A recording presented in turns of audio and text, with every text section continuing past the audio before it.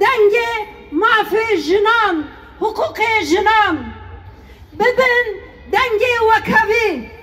bibin denge jinin azad ez bawerim hun bitilili xwe karin denge xwe derxin bibin denge jinin azad ez bawerim hun bi duruşme xwe bi jin jiyan azadê xwarin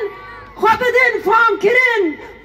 karin xwe bidin naskirin jin jiyan azadî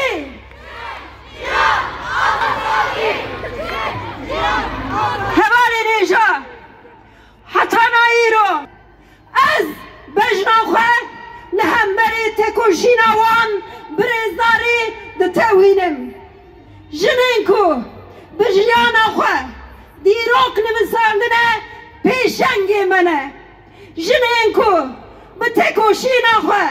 rêya azad ji me re nîşan danîne rêberê me ne şehîd namirin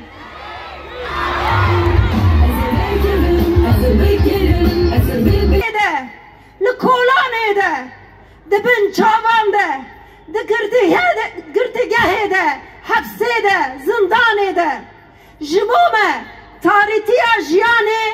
bi bîranîn û têkoşîna wan ronahî dibe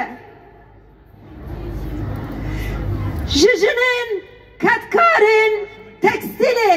ya New Yorkê hetana îro jinên ku jiyana xwe di nav têkoşîna wekevî û azadiyê de destanîne rûmeta me ne em bi wan henin em bi wan hebin gelê me bi taybet ji bo jinên Kurd her û daîm bi zor û zehmet bû jinên Kurd barekî giran pir giran rakirin barê 41 salan barê şer bû di nav 41 salan de çi qewmiye ser me hûn dizanin barê kuştin û mirinê bû barê koçkirin û hundakirinê bû barê heps û zindanan bû rakirina wê barê gelek zor û zehmet bû